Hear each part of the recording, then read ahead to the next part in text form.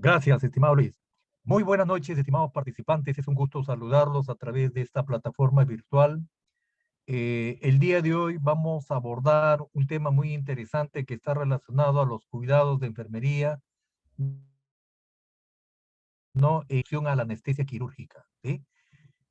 Sabemos de que este proceso básicamente es una tarea médica en la sala de operaciones, pero el personal de enfermería no interviene directamente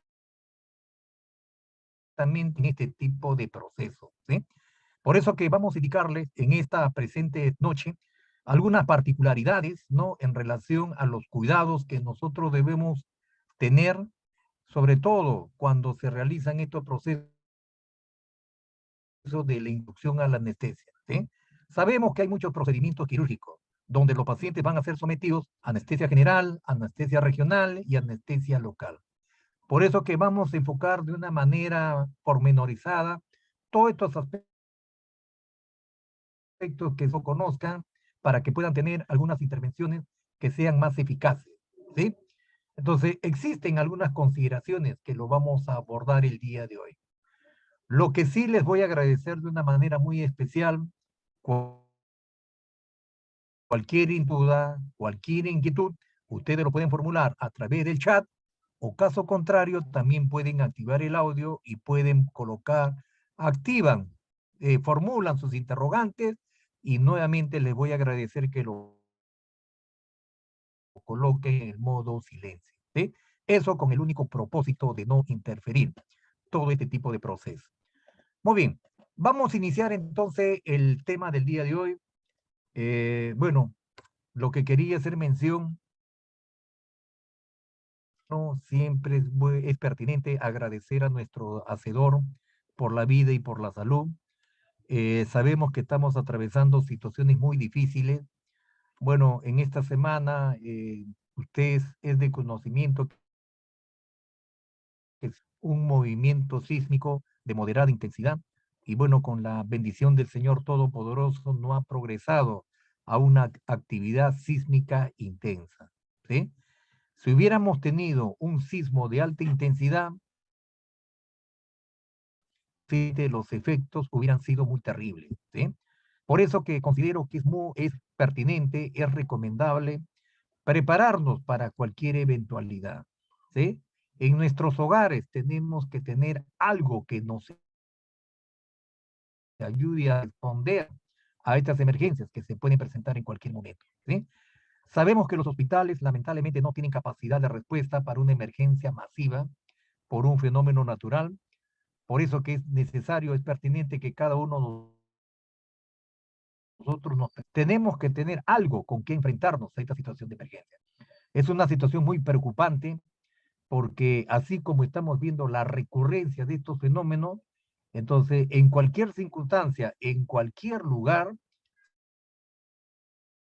se puede presentar esta actividad sísmica y puede generar, ¿no?, efectos catastróficos, ¿sí? Por eso que mi recomendación es que tratemos de prepararnos y tratemos de guardar la seguridad del caso, ¿sí? Muy bien, vamos a empezar entonces el desarrollo de esta actividad indicándoles algunas particularidades, ¿sí? Muy bien, este término de la anestesia fue introducido o fue acuñado por el doctor Wendell Holmes en el año 1846. Estamos hablando más de un siglo, ¿sí? Entonces, lógicamente que cuando se introdujo este término, lógicamente que obedecía, ¿no?, a un significado muy importante, ¿sí? Lógicamente que el término de anestesia deriva de estas raíces griegas, a, que significa sin, y estesia, que significa sensibilidad, ¿sí? Por eso que cada vez que se induce a la anestesia a una persona, lo que estamos bloqueando es la sensibilidad. Acuérdense que nosotros tenemos nuestro sistema nervioso central, ¿sí? Nuestro sistema nervioso central está constituido por el encéfalo, está constituido por el tronco encefálico, y también está constituido por la médula espinal. Entonces, toda la información motora y sensitiva, lógicamente que es transmitida a través de las neuronas aferentes y a través de las neuronas eferentes. Por ejemplo, si en estos momentos tú sufres una quemadura por agua hervida, vamos a suponer que en forma usted recibe ese trauma térmico, inmediatamente como tenemos receptores, los famosos nociceptores, lo tenemos en las terminaciones cutáneas. Y justamente en la capa de la piel es donde se encuentran estos receptores. Estos receptores, lógicamente, que van a modular la intensidad del dolor y, lógicamente, cuando la modulación es muy alta, lógicamente que ese impulso doloroso a través de las neuronas aferentes es transmitido no hacia la corteza cerebral. Nosotros tenemos las famosas fibras A y las famosas fibras C, que van a transmitir justamente los impulsos motores y sensitivos. Lógicamente que ese impulso doloroso rápidamente es transmitido por estas fibras C y van a llegar a través de todo este sistema de red que tenemos, llega a dónde? A la corteza cerebral. La corteza cerebral rápidamente procesa la información y genera una respuesta. Y esa respuesta es a través de las neuronas eferentes. Entonces, ¿qué se genera? Se genera una respuesta. Por eso que ustedes sienten, ¿sí? Por eso que es una transmisión, una ida y una vuelta, ¿no? De estos impulsos dolorosos. Y ustedes saben que cuando una persona va a ser sometida a una intervención quirúrgica, necesariamente se va a tener que hacer disección de tejidos. Entonces, para que la persona no sienta dolor, necesariamente lo tengo que sensibilizar. Y dependiendo del tipo de intervención, va a ser sometido a una anestesia general, a una anestesia regional o a una anestesia local, dependiendo el tipo de intervención. ¿Sí? Por eso que en cada una de esas situaciones necesarias se intervienen, ¿no? Facilitando la inducción a la anestesia, para que este paciente, lógicamente, que pueda tolerar el acto operatorio. Si no, no lo podría tolerar. ¿Sí? Por eso que desde hace décadas atrás, lógicamente que este concepto de la anestesia se ha ido empleando de una manera progresiva con el único propósito de evitar el dolor. El dolor que se produce durante las intervenciones quirúrgicas, ¿sí? Por eso que lógicamente que se une a esta terminología que es la analgesia, asin y algia es dolor, ¿sí? Analgesia. Entonces estamos hablando sin dolor. Todo lo que vamos a utilizar, los fármacos utilizar, es justamente ¿para qué? Para bloquear los canales del dolor, ¿sí? Por eso que hay algunos que actúan a nivel sistémico y van a deprimir posiblemente el sistema nervioso central. Van a abolir todos los reflejos motores y sensitivos para evitar la transmisión del dolor, ¿sí? Actualmente el término de anestesia puede definirse como la pérdida reversible de la sensibilidad. Te bloqueo la sensibilidad y lógicamente que después lo voy a recuperar. Y este bloqueo, lógicamente que lo puedo hacer a través de agentes químicos, ¿no? Y es con fines terapéuticos, ¿sí? Hay algunas personas que lamentablemente tienen una susceptibilidad muy alta, ¿no? A veces algunas personas toleran bien, otras personas lamentablemente no toleran bien. Por eso que a veces se requiere una preparación para la inducción a la anestesia. A veces el temor, la angustia a lo desconocido.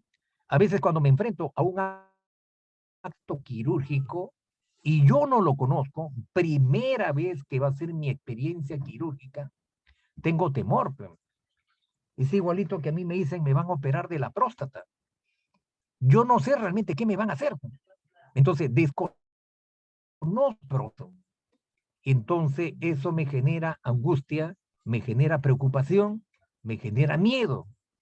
Y por eso que mi corazón a veces late muy rápido. Genera descarga adrenérgica, genera una taquicardia. Y a veces, si yo estoy con una taquicardia, lamentablemente es contraindicado que a mí me intervenga. Porque como me van a inducir a la anestesia y me van a administrar fármacos, no puede generar una respuesta antagónica. Entonces, necesariamente tienen que relajarme. Y por eso que a veces se utiliza una premedicación. Antes de que el paciente suba al centro quirúrgico, a veces es necesario utilizar una premedicación. ¿Sí? Muy bien. Este tipo de actividades que se realizan en la inducción a la anestesia, primeramente vamos a ver cómo se clasifica, ¿no? Cómo se clasifica la anestesia. Como ya les he mencionado de la extensión de la anestesia, se clasifica en anestesia general, en anestesia regional y en anestesia local. Cuando es general, no, el efecto que se ejerce más nervioso central, ¿sí? Entonces, esto se va a asociar a una pérdida reversible de la conciencia. Cada vez que nosotros hablamos de la conciencia, cuando nosotros estamos conectados con la realidad, ¿sí? Estamos conectados con la realidad. En estos momentos, por ejemplo, en estos momentos, ¿cuál es tu nivel de conciencia? Lógica de conciencia, tú estás en estado de alerta o vigilia. ¿Y qué significa eso? Que tú te das cuenta de todo lo que está sucediendo a tu alrededor. Tú tienes una capacidad de percepción sucediendo.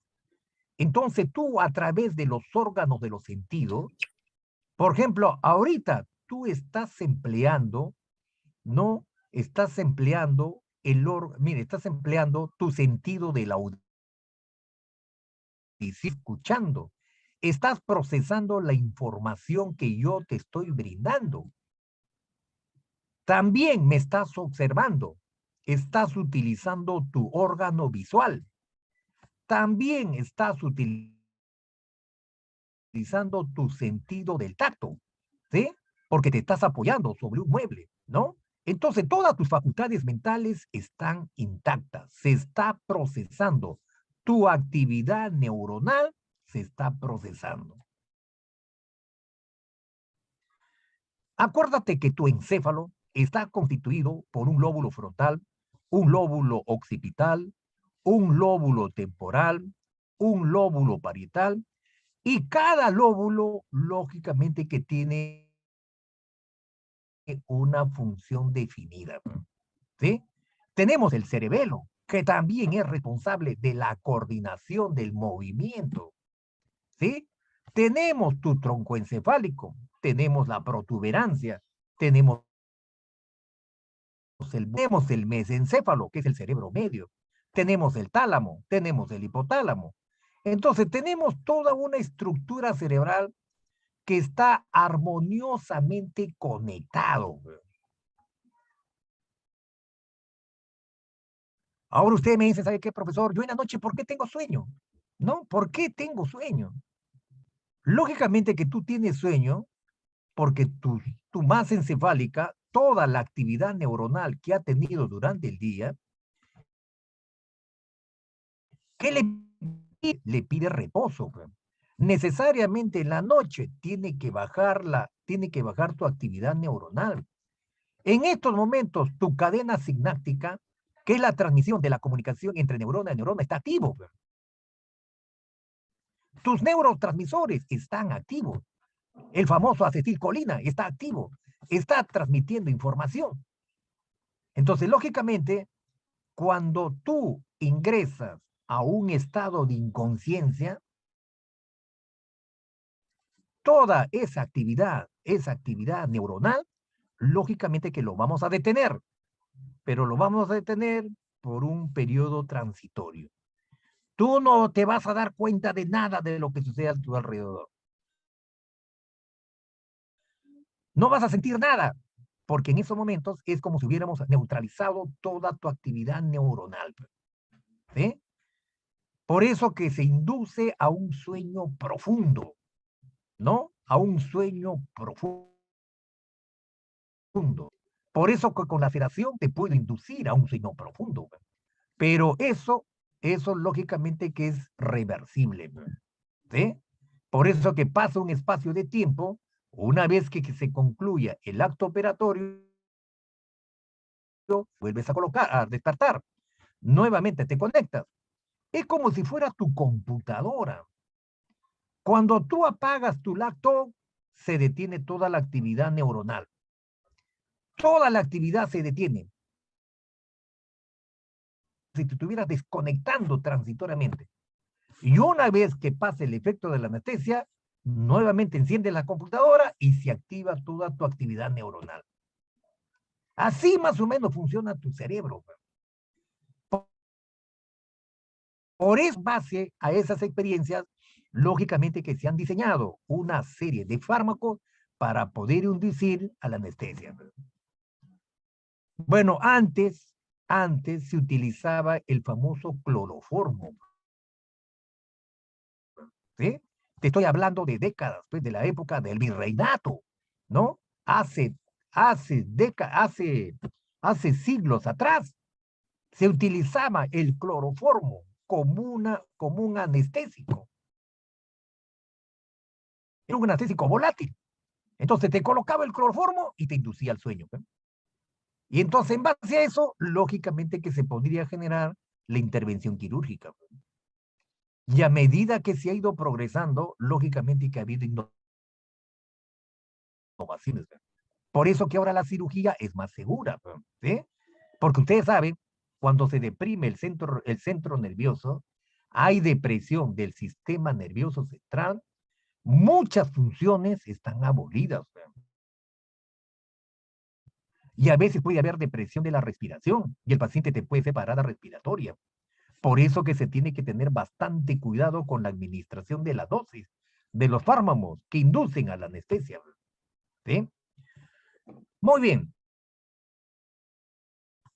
Cuando se trata de anestesia regional, ¿no? En la anestesia regional se produce cuando hay un bloqueo a nivel de los troncos nerviosos. ¿Y qué ocasionan? Ocasionan la sensibilidad en una región anatómica. Por ejemplo, no veo conllevar anestesia general. Se te va a operar de una intervención cesárea. Entonces, ¿qué necesito? Necesito hacer. Entonces, ¿qué utilizo? Utilizo la anestesia general. Entonces, esa anestesia general, esa anestesia regional solamente te va a bloquear un segmento. ¿Sí? Lo que yo necesito bloquearte. Por eso que la anestesia es epidural. ¿Y dónde lo coloco? A nivel de la región lumbar. Porque acuérdate que ahí en la médula espinal, dentro de la médula espinal tiene una sustancia gris, tiene una sustancia blanca. ¿Sí? Por la sustancia blanca se conduce la respuesta sensitiva. Y la respuesta motora se conduce por la sustancia gris. ¿Sí? Entonces, ¿qué necesito? Necesito bloquearte la sensibilidad. Entonces, ¿qué hago? Tengo que ingresar, te tengo que colocar un fármaco que bloquee el proceso de la sensibilidad. Entonces, ustedes saben que todo ese proceso no se realiza por una despolarización de la membrana. Entonces, ¿qué tengo que hacer? Tengo que inactivar la despolarización de la membrana. Y por eso que los fármacos van, los fármacos que se utilizan para generar anestesia general, lógicamente que han sido elaborados con ese propósito.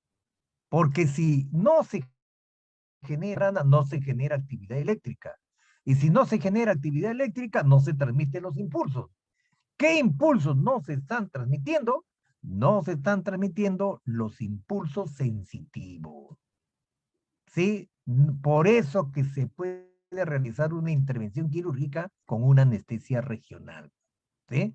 Y un ejemplo es las intervenciones quirúrgicas que se hacen en las mujeres gestantes que van a ser sometidas a intervención cesárea.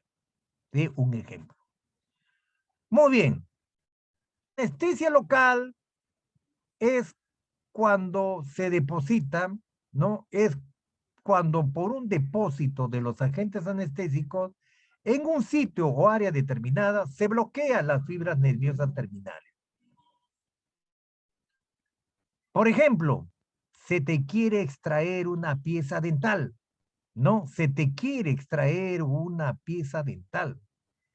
¿Qué es lo que tengo que hacer? Te tengo que bloquear la sensibilidad. ¿A quién tengo que atacar? Raíces dentales, a las raíces del diente. Todo lo que inerva al diente. Entonces, lógicamente que ese es un bloqueo local. O se te va a extirpar un lipoma, que es tejido graso. Igualito, te voy a bloquear a nivel local. Entonces, lo único que necesito es sensibilizar, ¿no? Ustedes saben que los nociceptores están en la segunda capa de la piel. Entonces, tengo que bloquearte las terminaciones nerviosas para poder hacer esa extracción. Y así por el estilo, podemos dar algunos ejemplos. Pero cuando se te va a realizar una intervención, una cirugía mayor, por ejemplo, una cirugía cardíaca, se te tiene que inducir a una anestesia general. A una cirugía neurológica, a un paciente que se le va a someter a una craniotomía de emergencia, tiene una hemorragia intracraneal, te tengo que someter a una anestesia general. ¿Sí? Entonces, en base a los propósitos que se pretende lograr, es lo que se induce a este tipo de anestesia. ¿Ah? Muy bien. Esta anestesia general, como ustedes están observando, implica la abolición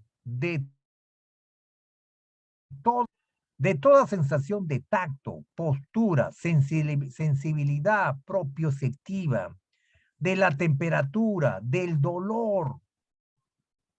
Y lógicamente que este término es reservado para estados en los cuales el paciente se encuentra inconsciente. ¿Sí? A veces cuando nosotros hablamos de inconsciente, no decimos que no hay respuesta. No hay respuesta a estímulo verbal y no hay respuesta a estímulo doloroso. Decimos, está inconsciente. Una persona está inconsciente. ¿Y por qué? Porque no hay respuesta al estímulo verbal y no hay respuesta al estímulo doloroso. No siente, no percibe, no percibe el dolor, no percibe la temperatura, no percibe el tacto, no percibe nada. Está bloqueado temporalmente. ¿Sí? Y esto lógicamente que se va a lograr a través de la administración de sustancias químicas, ya sea por vía intravenosa, ya sea por vía intramuscular, o ya sea también por vía inhalatoria, o por una combinación de cada una de las que he mencionado. ¿Sí? Frecuentemente, a veces se utiliza la vía inhalatoria. Entonces, se utiliza la vía inhalatoria porque es la vía más rápida. Porque tú es como si te estuvieras durmiendo. Tú inhalas ese gas, ¿no? Inhalas ese gas y lógicamente que te induzco a un sueño profundo. La metabolización es más rápida por vía respiratoria. Por vía intravenosa también va a llegar al corazón y el corazón lógicamente que lo que va a generar va a bombear. ¿Hacia dónde bombea? Bombea el anestésico al encéfalo y el encéfalo es lo que va a actuar a nivel del sistema nervioso central. ¿Sí? Por vía intramuscular también lo puede hacer, pero va a demorar más. Va a demorar más tiempo, porque la absorción se va a dar en 20 minutos, de 20 a 30 minutos. Entonces, ¿qué necesito? Acción rápida, vía intravenosa. Acción ultra rápida por vía inhalatoria. ¿Sí? Por la vía inhalatoria historia era la rapidez en el metabolismo de los anestésicos para que puedan realizar el efecto deseado. ¿Sí? Muy bien. ¿Cuáles son los objetivos de la anestesia clínica? Lógicamente, con una sola sustancia, a veces se requiere una dosis elevada. A veces, por ejemplo, quiero utilizar morfina, ¿no? Quiero utilizar petidina, quiero utilizar el midazolam, quiero utilizar, quiero utilizar el mercuronio, entonces, o quiero utilizar el fentanilo. Entonces, el problema que tenemos, a veces, con una sola sustancia, hay veces que se requiere elevar la dosis. Y ustedes saben, cuando se eleva la dosis, el problema está que ponemos en riesgo la vida del enfermo. Entonces, ¿cuáles serían las estrategias para evitar ese riesgo de vida en el enfermo con dosis elevada? Porque aquí acuérdate, con dosis elevada, el metabolismo del fármaco va a ser mayor. Bueno.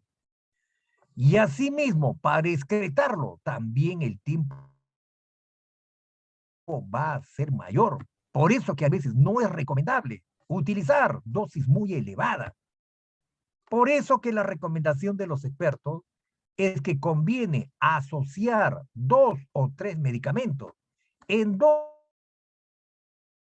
segura. Por eso que ustedes han observado que se puede combinar, por ejemplo, los bloqueadores neuromusculares. Puedo hacerlo utilizando, puedo sedar al paciente y también puedo utilizar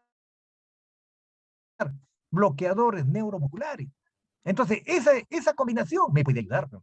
Para mantener al paciente en el tiempo que requiere la inducción de la anestesia, lógicamente que el paciente no despierte. Porque ustedes saben que el paciente puede despertar. Se metaboliza el fármaco y lógicamente que el paciente puede despertar. Imagina que despierta en pleno acto quirúrgico, ¿no? El paciente puede expresar dolor y ese es peligrosísimo. Por eso que necesariamente el anestesiólogo está pendiente del paciente, ¿sí? Está valorando los reflejos, está valorando la sensibilidad. Cuando observa que ya se está metabolizando el efecto del anestésico, lógicamente que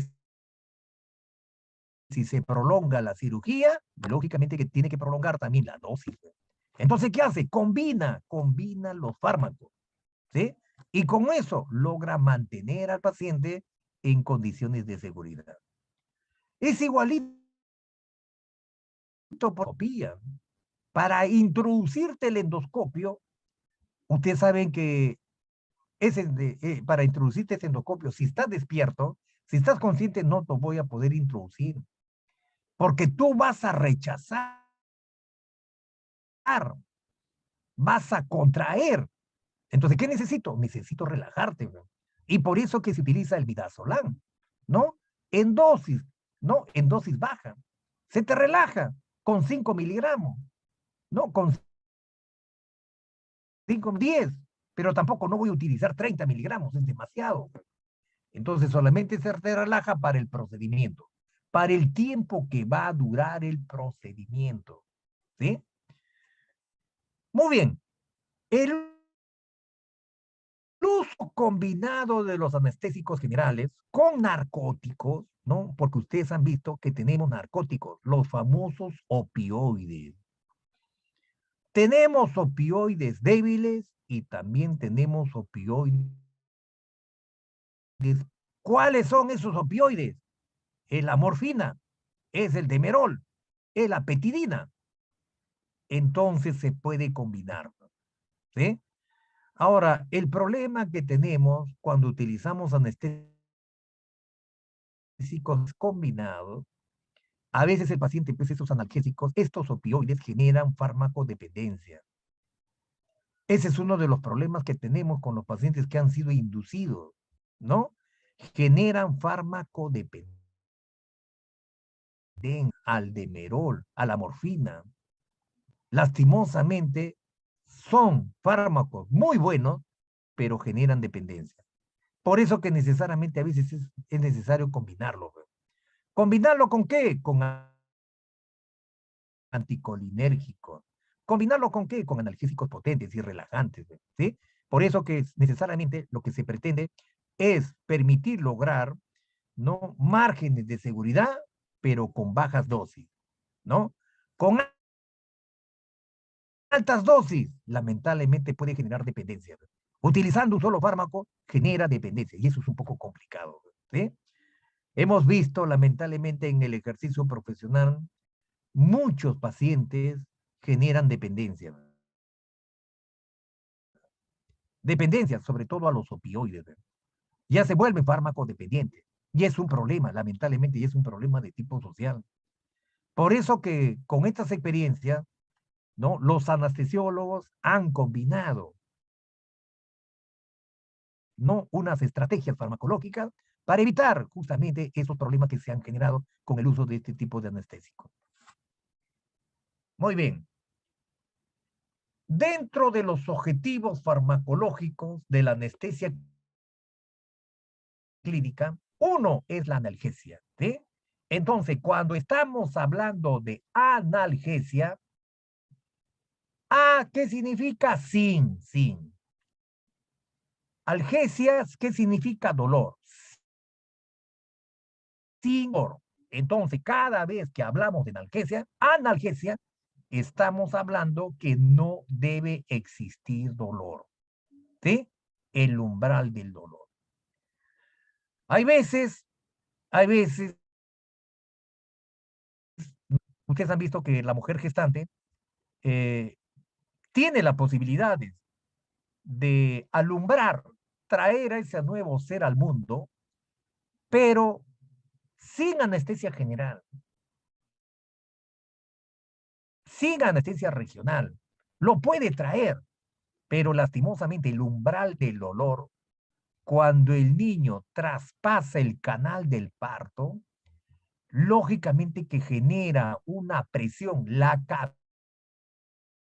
presión sobre los nociceptores que se encuentran en el canal vaginal. Por eso que le genera un dolor intenso a la mujer. Y por eso que a veces la mujer, ¿qué pide? Pide que se le bloquee para que no siente el dolor. Entonces a veces yo me pongo a pensar, ¿es pertinente generar bloqueo?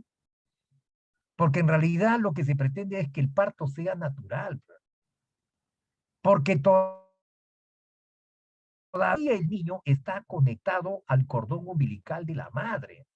El niño está siendo, no recibe toda la oxigenación de la sangre a través del cordón de la madre. Entonces a veces yo pregunto, ¿no? ¿No? ¿Será ese bloqueo? Bloquear la sensibilidad para favorecer que a la madre no le duela, ¿no?, la expulsión del bebé. A veces yo recomiendo que no es saludable. Es natural. Y si la mujer, por eso tiene que prepararse, porque en realidad inducir a la analgesia para controlar el dolor del parto, existe el riesgo que el niño a veces convulsiona. ¿Por qué a veces convulsiona el niño? ¿No? A veces ya de adulto, de joven o de niño convulsiona. Entonces a veces cuando vemos qué pasó, a veces el niño ha sido extraído con force. A veces durante el parto le han inducido a una anestesia. Y a veces los efectos adversos de estos anestésicos pueden tener esas repercusiones. ¿Sí? Por eso que, si es posible, lógicamente que el parto debe ser natural, ¿sí?, debe ser fisiológico, porque a veces inducir a la anestesia tiene esos riesgos. ¿Sí? Muy bien, cuando hablamos de narcosis, cuando hablamos de narcosis, lógicamente que estamos hablando ¿de qué? De la utilización de opioides. ¿Sí? ¿Qué opioides estamos utilizando? Bueno, morfina. ¿Qué opioides? Petidina, demerol. entonces son depresores del sistema nervioso central, que se pueden utilizar, sí. A veces, lamentablemente, utilizamos eso. Por ejemplo, en un accidente de tránsito. En un paciente, por ejemplo, que tenga una fractura de fémur, tiene una fractura de fémur cerrada. El pobre paciente refiere que es un dolor intenso, insoportable. El tramadol es un opioide débil. No le va a ayudar. Y encima el paciente está agitado, está desesperado. Peor aún, genera mayor descarga adrenérgica. Y dolor insoportable, es un sufrimiento.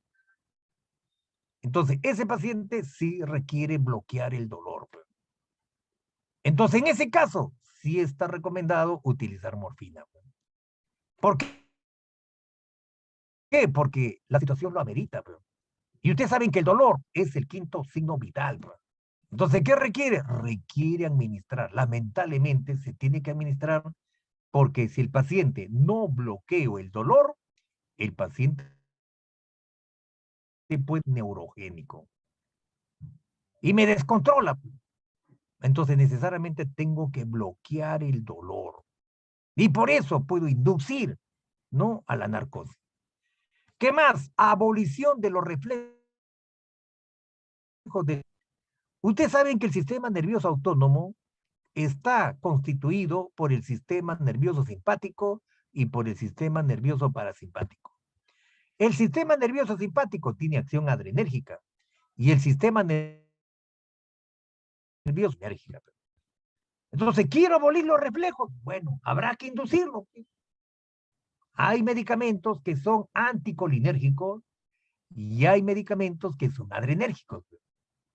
Hay medicamentos que son simpáticos, acción parecida al simpático. Entonces, dependiendo de lo que quiero lograr, le voy a administrar. ¿Sí? Y otros medicamentos que son relajantes musculares.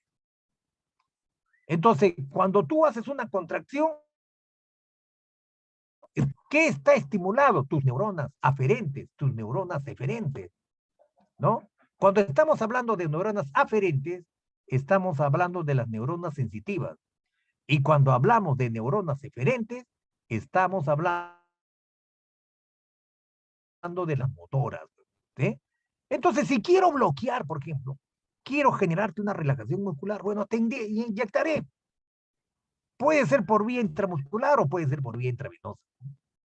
Pero logro relajar.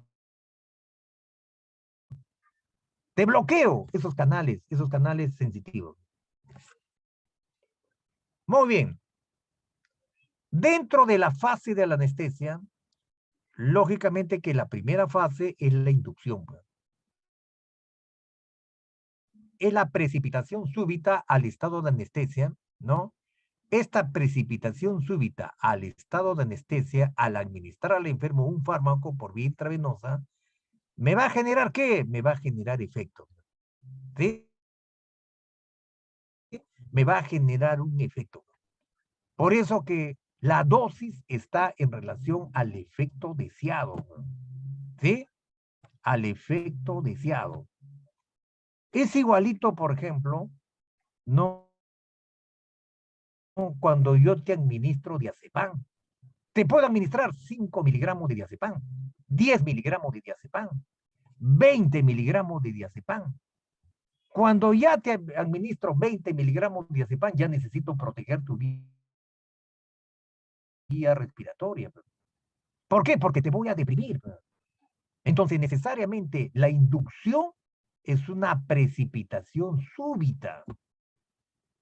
Y va a ir, va a responder a qué? A la dosis que se te está administrando. ¿Sí? La conducción. En relación a la conducción, nos indican que mantener el estado de anestesia, ya sea por vía inhalatoria, ya sea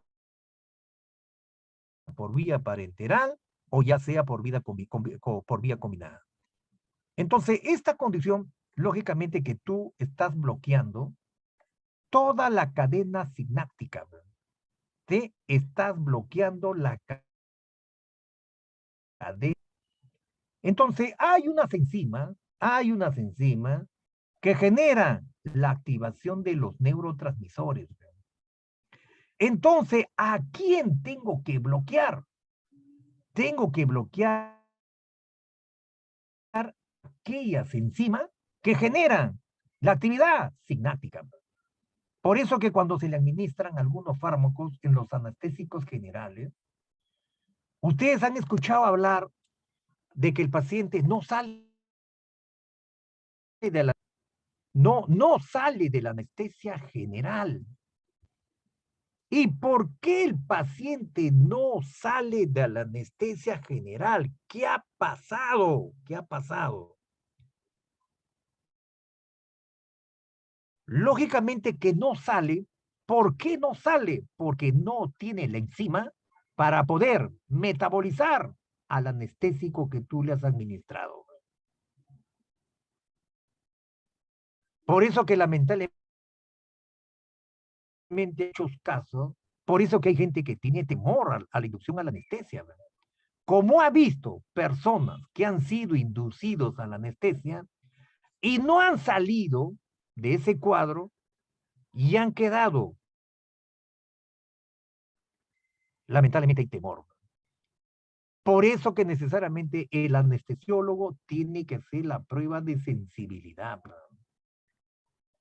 Porque si yo no tengo la enzima para que pueda degrado farmacológico, no lo metaboliza, no va a poder despertar ese paciente. No va a poder despertar. Porque va a seguir activo el anestésico. Entonces, ¿qué necesito? Necesito que alguien lo degrade. ¿Y quién lo degrada? Lo degrada la enzima. Es igualito, por ejemplo, yo no sé si ustedes han podido observar a los pacientes con intoxicación con órganos fosforados. El Faparatión, ¿no? A veces lo toman, a veces lo ingieren por vía oral, o a veces lo que hemos podido observar, el paciente se intoxica. ¿Y cuándo se intoxica? Cuando está fumigando. Un agricultor que está fumigando, está utilizando insecticida. ¿Y qué hace? Inhala el órgano fosforado. ¿Y el paciente qué hace? Ustedes han visto que el paciente comienza a eliminar grandes cantidades de saliva por la boca. Lo que ustedes llaman, comienza a babear. ¿Qué hace el paciente? Comienza a fascicular, comienza a temblar. El paciente tiene incontinencia urinaria. Las pupilas del paciente se vuelven puntiformes, mióticas. Genera deterioro neurológico. Entonces, ¿qué está haciendo? Lógicamente que lo que se está haciendo se ha activado, se ha bloqueado. ¿Quién está activo? Está activo la acetilcolina. La acetilcolina genera el estímulo, pero tiene que haber una enzima que controle ese estímulo, que dé término a ese estímulo, que es la colinesterasa. Cuando ingresa el órgano fosforado, ¿a quién inactiva? Inactiva esa enzima. ¿Cómo se llama esa enzima? La colinesterasa. Entonces, como no tiene quien lo controle a la acetilcolina comienza a ser tiene activado al nervio simpático, al sistema nervioso simpático, y comienza a generar una serie de problemas. Entonces las pupilas se vuelven pequeñas, disminuye la taquicardia, ¿no? Disminuye la frecuencia del corazón, el paciente comienza a eliminar grandes secreciones por la boca, estimula las glándulas salivales, ¿no? El paciente comienza a convulsionar, comienza a presentar rigidez, ¿no? Porque está activando al sistema nervioso parasimpático. Por eso que ustedes han visto, cuando sucede eso, tengo que revertir ese estado, tengo que darle un antídoto. Y por eso que le administro atropina. hace? Bloquea la acción del simpático, del parasimpático, y activa el simpático. Esa es la forma como debe revertir. Por eso que necesariamente en la inducción a la anestesia yo tengo que observar eso. Por eso que el anestesiólogo valora bien cuál es la condición del paciente. ¿Cuál es la condición del paciente? Valora el riesgo cardiológico, el riesgo no neumológico. A veces no vaya a ser más cardíaco, tengo una arritmia cardíaca y ese medicamento que van a utilizar en mi persona me puede afectar. ¿Por qué crees que a veces durante la operación, durante el procedimiento quirúrgico, el paciente hace parada cardiorrespiratoria? El paciente hace parada cardiorrespiratoria y a veces se muere en pleno procedimiento. ¿Sí? A veces el problema de la inducción a la anestesia. Por eso que hay que tener bastante cuidado. ¿Sí? Por eso que se hace un buen tamizaje, un buen estudio del paciente propuesto para la cirugía. ¿Sí? Ahora ya existen varias pruebas de sensibilidad donde se determina realmente si la persona puede tolerar una anestesia general, puede tolerar una anestesia regional o una anestesia local. Entonces ya eso se ha establecido para evitar los riesgos que puedan desencadenar no todas las intervenciones quirúrgicas. La cirugía en realidad es una necesidad. Con la cirugía, a veces tengo que generar una cirugía reconstructiva, tengo que generar una cirugía estética, tengo que generar una cirugía diagnóstica, a veces hay que extraer un tejido maligno. La cirugía tiene un propósito a la cirugía, pero necesariamente el que va a inducir a la anestesia es el anestesiólogo. Bueno, les comento que en otros países ya el personal de enfermería ha incursionado, ¿no?, en la administración de los anestésicos, ¿no? Ya el personal de enfermería está asumiendo ese rol y ese es bueno. Bueno, ahí en los Estados Unidos de Norteamérica ya existe la especialidad de anestesiología en el personal de enfermería. Porque a veces indican que ya el médico debe estar preparado, no, no tanto para la anestesia, sino para la cirugía. Por especialización en el acto quirúrgico. ¿Sí? Y el personal de enfermería, lógicamente que puede ganar un espacio. Si está adecuadamente entrenada, adecuadamente entrenado, para la inducción a la anestesia también lo puede. Pero tendría que tener mucha precaución con los fármacos, sobre todo en la inducción, en la dosis, ¿no? Eso sí tendría que hacer una revisión más intensa sobre la farmacodinamia, porque en realidad es la administración de fármacos. Y como ya estamos acostumbrados a administrar fármacos, lógicamente que es más sencillo adaptarnos a las complicaciones, a las contraindicaciones que pueden resultar de la administración de esos fármacos. ¿Sí? Con entrenamiento, lógicamente que se pueden lograr estos tipos de propósitos. ¿Sí? Eso, por ejemplo, es una posibilidad. A medida que vamos avanzando, lógicamente que hay innovaciones. Y yo considero de que si estas innovaciones son pertinentes y se puede realizar, bienvenido sea. ¿Sí? Hay que tener solamente los cuidados que sean necesarios. ¿Ya? ¿Cuáles son las características de un anestesio, de un anestésico? Son, uno, la latencia del fármaco debe ser breve. ¿No? Debe ser breve. Ese anestésico, su latencia debe ser breve. Debe tener, no, la duración debe ser para el propósito que lo que se pretende realizar. ¿Sí? Debe ser de baja toxicidad. ¿Sí? Por eso que necesariamente se tiene que ser conveniente, que sea pertinente. Por eso que necesariamente tenemos que extrapolar todos los medicamentos que se utilizan para inducir a la anestesia. Tiene que ser reversible, el recurso de reversibilidad, que se pueda revertir su efecto. A veces, si el organismo no tiene la enzima, no lo puede catalizar, no va a poder ser depurado. Por eso que necesariamente se tiene que observar esa característica de la reversibilidad. Tiene que existir la enzima para que lo pueda catalizar, para que lo pueda degradar y para que lo pueda eliminar. ¿Sí? Para que el paciente despierte sin ninguna dificultad. ¿Qué más? Debe ser de amplio margen de seguridad. Por eso que acá en el Perú se han hecho muchos experimentos. Acá, ¿cuántos fármacos no han experimentado con la población peruana? ¿Sí? Entonces, lógicamente, primero, sí, ¿no? Porque el margen de seguridad tiene que ser alto.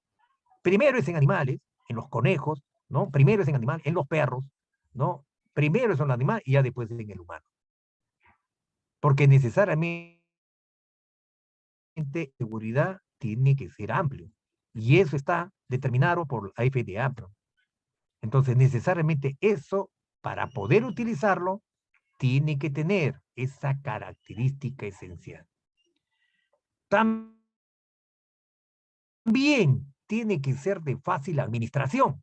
Como ustedes han podido observar, se puede administrar por vía inhalatoria, se puede administrar por vía intravenosa y también se puede administrar por vía intramuscular. Dependiendo pues, de lo que se quiere lograr, el efecto terapéutico deseado. ¿Qué más? No debe tener efectos residuales, como ya hemos podido observar, no debe tener.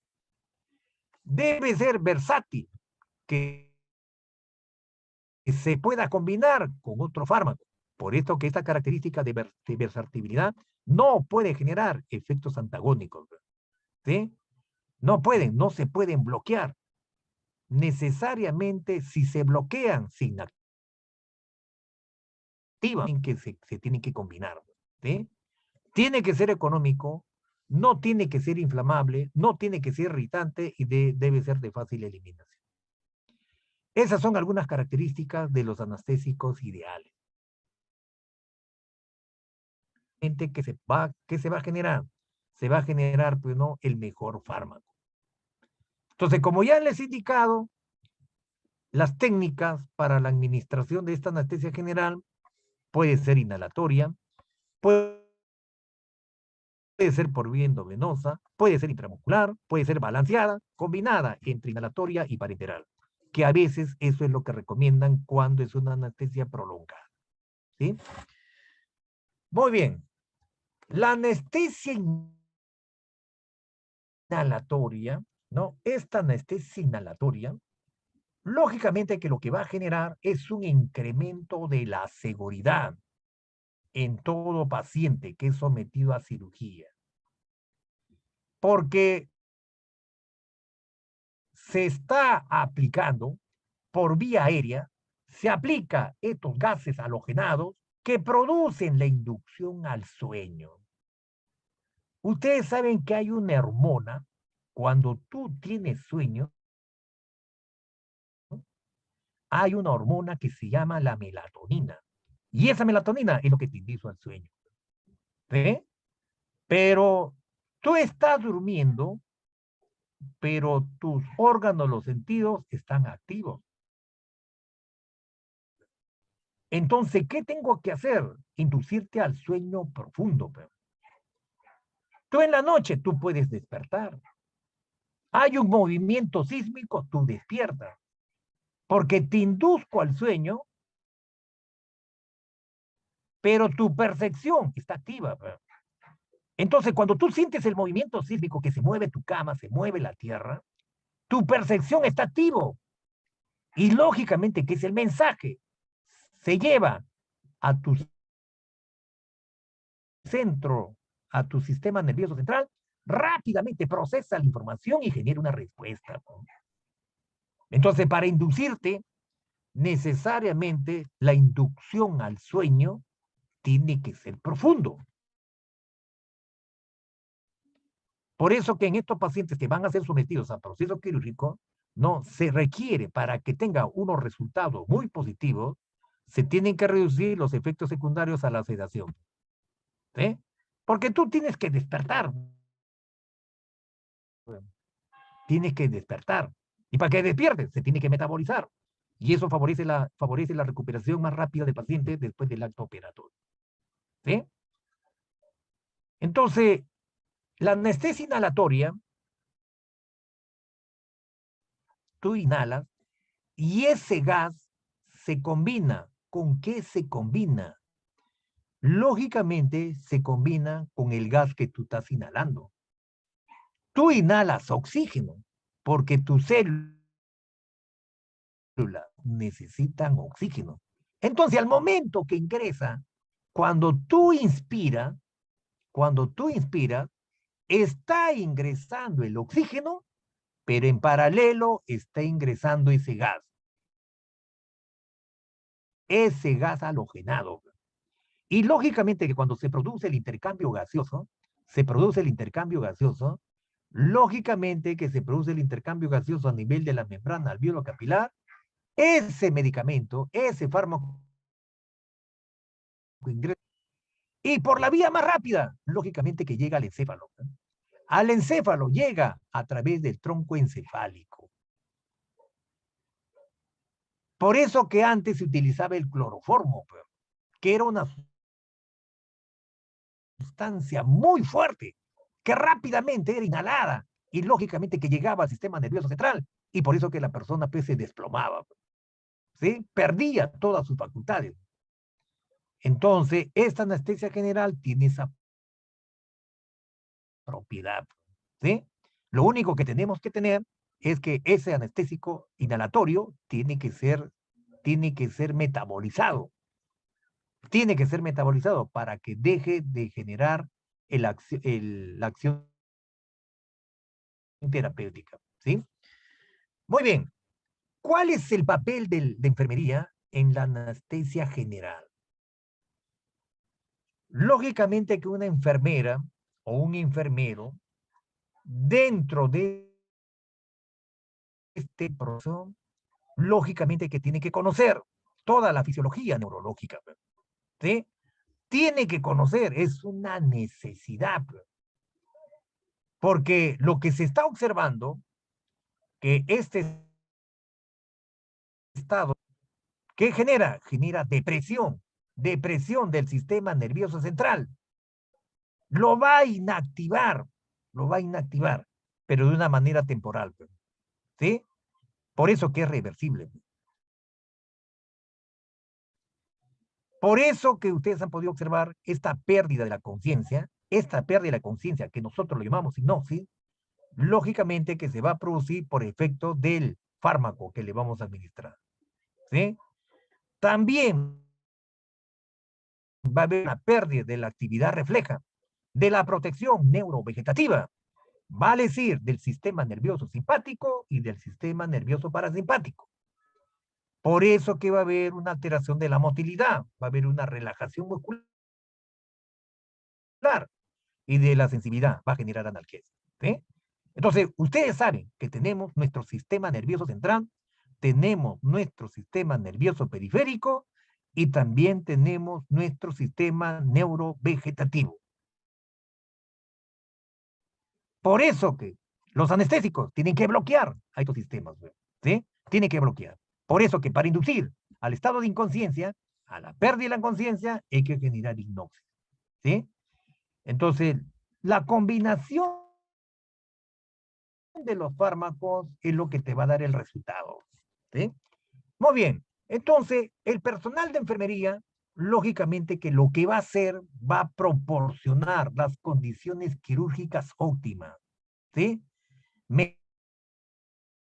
¿Mediante qué? Mediante la seguridad y la salud del paciente, ¿sí? También debe proporcionar hipnosis necesaria para poder realizar la intervención quirúrgica. Y también debe proporcionar la analgesia para la cirugía que sea adecuada. Entonces, todos estos procedimientos, lógicamente que son posibles, pero necesariamente tengo que tener una apreciación más objetiva de lo que se quiere lograr. ¿Sí? Entonces, tengo que conocer el acto quirúrgico. Tengo que conocer el acto quirúrgico, ¿no? ¿Qué es lo que se va a hacer? Porque necesariamente necesito hacer un bloqueo total, un bloqueo regional o un bloqueo local. ¿Qué necesito? Dependiendo del acto quirúrgico, es lo que se induce a la anestesia general, a la anestesia regional y a la anestesia local. Por eso que necesariamente se tiene que evaluar. Lo más importante es evaluar la seguridad del paciente. Y por eso que necesariamente tenemos que entender y comprender todo este tipo de procesos. ¿Sí? Muy bien. A la llegada del paciente al quirófano, ¿qué es lo que realiza el personal de enfermería? ¿Qué es lo que realiza? ¿O qué papel juega al momento que llega el paciente al quirófano? Lógicamente que una vez que llega, lo que se va a realizar son las siguientes funciones. Primero, tenemos que hacer una revisión, ¿no?, del aparato de anestesia. Lógicamente que esa responsabilidad del personal médico que induce a la anestesia. Bueno, en nuestro país todavía el médico lo hace, pero ya llegará un momento en que la enfermera lo va a hacer. Pues. Entonces, esa revisión de este aparato de la anestesia tiene que ser, lo puede revisar tanto el personal médico como también el personal de enfermería. La responsabilidad directa es del anestesiólogo. Inducir a la anestesia. Y el personal de enfermería, lógicamente, que puede contribuir. Pues. ¿Y cómo contribuye? Bueno, puede contribuir en la canalización del acceso endovenoso. Ustedes saben que la canalización en sala de operación a veces no lo hace el personal de enfermería. ¿Quién lo hace? Lo hace el profesional médico que tiene la especialidad de anestesiología. Porque él se tiene que asegurar, él tiene que asegurarse que el acceso venoso es un acceso permeable y está bien instalado. Imaginemos de que no lo haya canalizado bien. Imaginemos que durante el acto operatorio, ¿no? Se infiltra, se infiltra. Lógicamente que un acceso endovenoso infiltrado no me sirve. Imaginemos que es un acceso difícil, como suele suceder en algunos casos. Entonces, necesariamente, el anestesiólogo, ¿el que hace? Se entrena, pues. Se entrena, igual que el personal de enfermería, se entrena en la canalización de accesos endovenosos. Porque imaginemos de que el fármaco se metaboliza rápido. El paciente se comienza a mover. No, el paciente se comienza a mover. Se metabolizó el anestésico. Cuando necesita introducir otra dosis de anestésico, la vía está obstruida. Entonces, por eso que el anestesiólogo a veces prefiere él mismo canalizar su propio acceso endovenoso, prefiere asegurar su propio acceso endovenoso para poder administrar los anestésicos. Por eso que el personal de enfermería a veces ya no lo canaliza, ¿no? A veces cuando hay interacción entre el anestesiólogo, la enfermera, el enfermero ya le da la opción a que lo canalice. Si no, él lo hace. Por eso que ustedes han visto que los anestesiólogos tienen una pericia en la canalización de acceso endovenoso. Todos los días canalizan. ¿Cuántas intervenciones quirúrgicas tienen? Ya tienen una experiencia extraordinaria. Hasta más difícil lo canalizan. ¿Por qué? Porque necesitan asegurarse un acceso endovenoso para la administración del fármaco. ¿Sí? Muy bien. Ese por un lado. Por otro lado, tiene que tiene que verificar el sistema de monitorización. Un paciente que va a hacer anestesia general, necesariamente tengo que hacerle monitoreo cardíaco. Tengo que hacerle monitoreo cardíaco. Tengo que hacerle monitoreo respiratorio, monitoreo neurológico. ¿Sí? Monitoreo neurológico, monitoreo respiratorio, ¿no? Y monitoreo cardiovascular. Por eso que ustedes han observado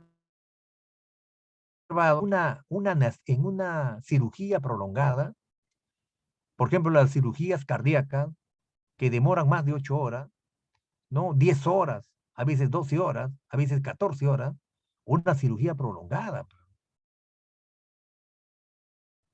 A veces el paciente puede ingresar a un estado de hipotermia, puede ingresar a un estado de vasoplegia, ¿no? Pueden haber complicaciones. El paciente puede hacer parada cardio, mire, el paciente se puede complicar, hace parada cardiorrespiratoria.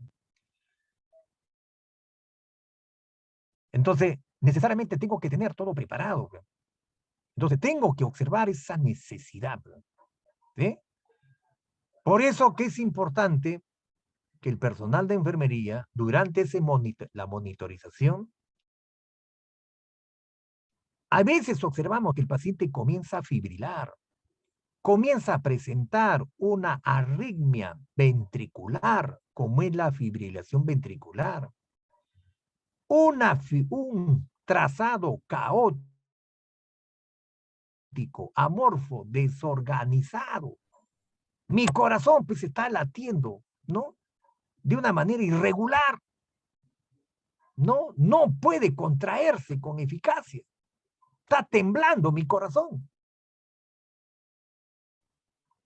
Entonces, ¿qué necesito? Necesito utilizar un monitor desfibrilador. Necesito aplicarle descarga eléctrica para poder revertir ese tipo de paro cardíaco.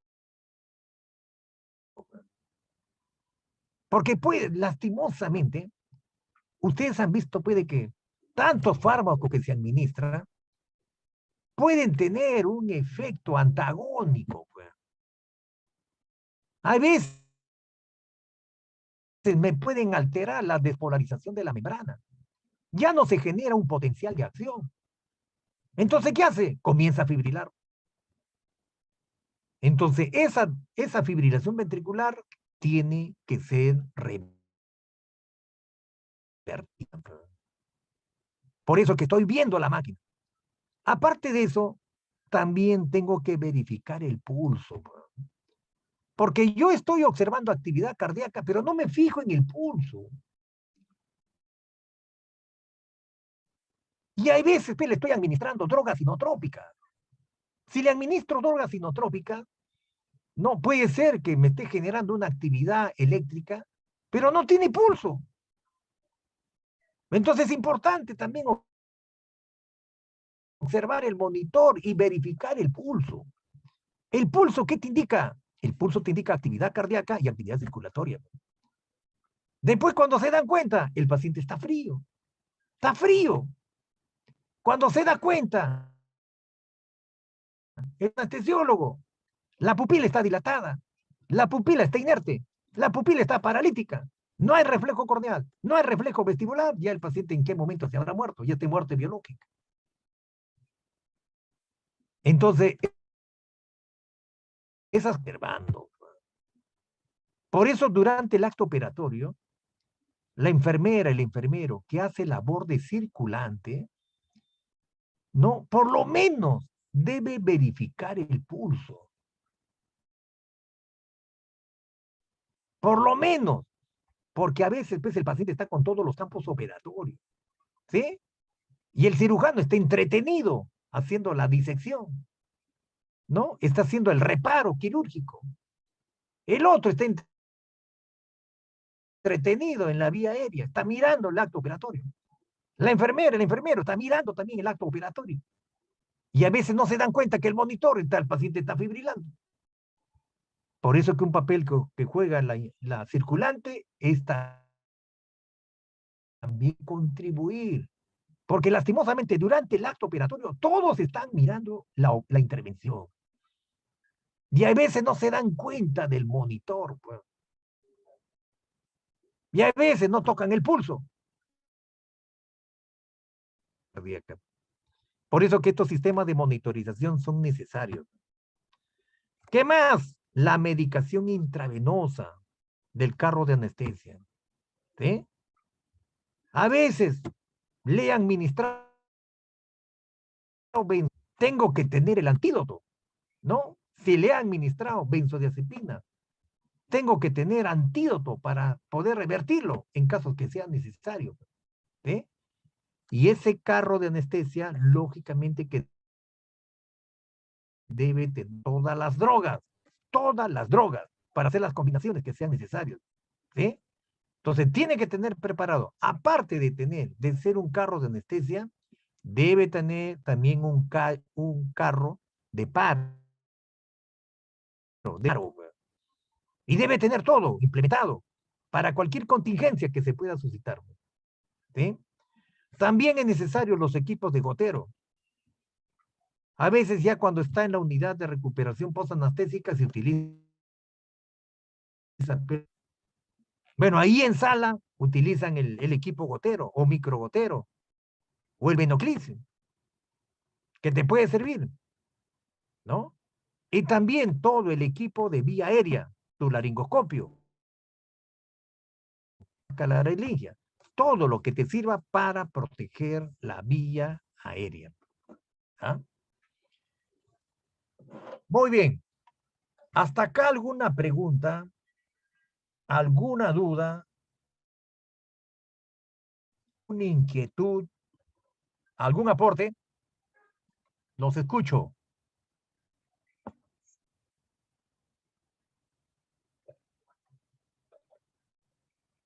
¿Alguna inquietud? A ver, Alicia Giseli Escobedo. Buenas noches, Alicia, doctor. Ninguna hola duda, Alicia, todo entendido. Buenas noches. ¿cómo estás Alicia? Gusto de saludarte. Buenas noches. Alicia, Todo se ha comprendido hasta el momento. qué bien Alicia, me agrada mucho. ¿Dónde trabajas Alicia? En Trujillo, en el Hospital de Vista Alegre. Qué bien. ¿Trabajas, ¿Cómo? trabajas en sala de operaciones? A veces nos rotan a sala de operaciones, pero estamos en todo. Bien Alicia. Bueno, siempre tienes que tener las precauciones del caso. Bien. Siempre cuando administres algo, fíjate bien en la posología. Una cosa es gramos, otra cosa es microgramo, otra cosa es miligramo. A veces podemos cometer errores. Por eso que es importante, al momento que tú administras, por favor, fíjate bien Sí. cuál es la posología. ¿Sí? Porque a veces te digo 5 miligramos de midazolam, se confunden, me administran 50. Y después ya ese paciente está planchado, está muy relajado. Entonces hay que tener bastante cuidado. Cuando tengas alguna duda, mejor pregunta. ¿Qué Sí. dice? 5 microgramos, 50 miligramos, 10 miligramos. ¿Qué dice? Porque en realidad el problema que tenemos está en la dosis. Y hay veces también está en la dilución, en la preparación, porque a veces vas a tener que utilizar bombas de infusión. Eso sí. Entonces necesariamente tienes que convertir bien, ¿sí? Entonces tienes que convertir bien. A veces es necesario utilizar una constante, porque todo fármaco, lógicamente que va a generar la farmacocinética y la farmacodinamia. Tienes que saber cómo se metaboliza, cómo se absorbe, cómo se reabsorbe, cómo se elimina, qué hace el medicamento al organismo. En realidad hay muchas cosas que a veces no lo aprendemos en el pregrado. Y recién lo vemos en el posgrado, en el ejercicio profesional. Ahí vemos la importancia. Por eso que te pido, si tienes alguna duda, mejor pregunta, ¿sí? A la persona que está más cerca de ti. Pregúntale, tengo esta duda, ¿podría orientarme? ¿Podría ayudarme? Me han indicado que administre, ¿no? ¿Está correcta la dosis? ¿Qué precauciones tengo que tener? ¿No? Porque a veces lo inducimos pues, a un sueño profundo. Y a veces, lamentablemente, le hemos dado exceso de Así es. fármacos. Muy bien, Gracias. gracias.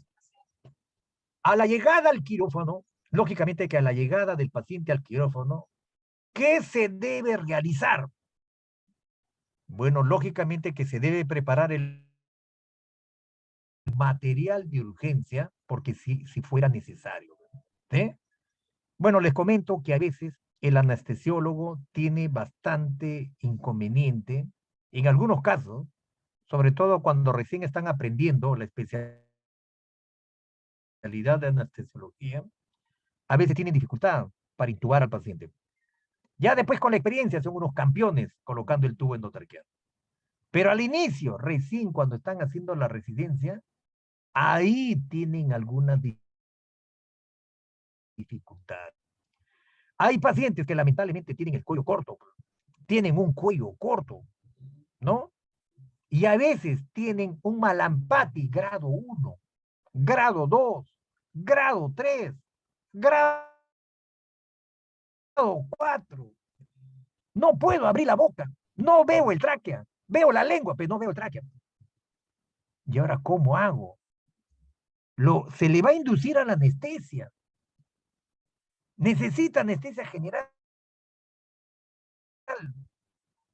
¿Qué hacemos? Le desarticulamos la articulación temporomandibular. ¿Cómo hacemos? A ver, ¿cómo hacemos? A ver, ¿qué técnica podemos emplear para insertar el tubo? Porque no lo vamos a colocar a ciegas,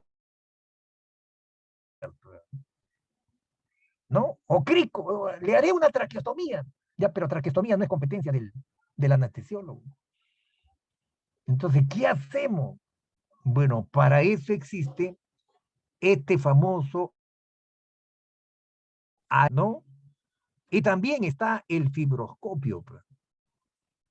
Ese air track, lógicamente que es un dispositivo, como si estuvieras haciendo una endoscopía, introduces y lógicamente que te permite la visualización de las cuerdas vocales. Es excelente ese aparato, air track. Entonces, con eso tú puedes introducir el tubo endotraqueal sin dificultad, sin dificultad. Que ese paciente sea sometido a anestesia general, necesariamente, ¿qué tienes que hacer? Asegurar la vía aérea. ¿Cómo se te ocurre administrar anestesia general? Es necesario la protección porque el paciente se va a alterar el patrón respiratorio. Se altera la dinámica ventilatoria. Y ese paciente tiene que estar entubado. Tengo que estar administrándole ventilaciones de soporte. Y en algunos casos, cuando va a demorar demasiado, tengo que colocarlo al ventilador mecánico. Porque en cirugías, como es una cirugía cardíaca, no voy a estar todo el tiempo bolseando con el resucitador manual. Tendría que colocarlo al ventilador mecánico, programarle el modo ventilatorio, programarle los parámetros ventilatorios, porque es una cirugía prolongada. Entonces tengo que ayudarlo a ventilar. Entonces la máquina de la anestesia, lógicamente que me va a ayudar. Porque lo más interesante es que ingrese el oxígeno y salga el CO2. Ingrese el oxígeno y salga el CO2. Por eso es que hay que favorecer la ventilación pulmonar. Hay que favorecer el intercambio de gases. Hay que favorecer el transporte de gases. Hay que favorecer la regulación de la respiración. ¿Sí? Por eso que necesariamente tengo que tener estos implementos. También comprobar los datos personales del paciente, como el nombre y posibles alergias. ¿Sí? Porque tengo que saber, pues no vaya a ser que sea alérgico al metamizol. Tengo que tener cuidado cuando utilizo, ¿sí? Tengo que saber si el paciente es asmático. También es importante saber si es asmático. ¿Por qué? Porque puede utilizar medicamentos que pueden generar una respuesta antagónica. Tengo que conocer toda esa información del paciente. Y también tengo que confirmar si el paciente tenga ayuno. No puedo, pues, intervenir un paciente que haya comido. Se supone que esté en ayuna, ¿no? Pacientes que hayan evacuado el contenido fecal, el contenido urinario, porque si no me contaminan la sala, ¿sí? Muy bien. El personal de enfermería, dentro de sus funciones, también debe verificar y confirmar la zona de la intervención quirúrgica. Por eso que el personal de enfermería asiste al ayudante cirujano, porque el que prepara el área de intervención es el ayudante cirujano, que frecuentemente es un residente,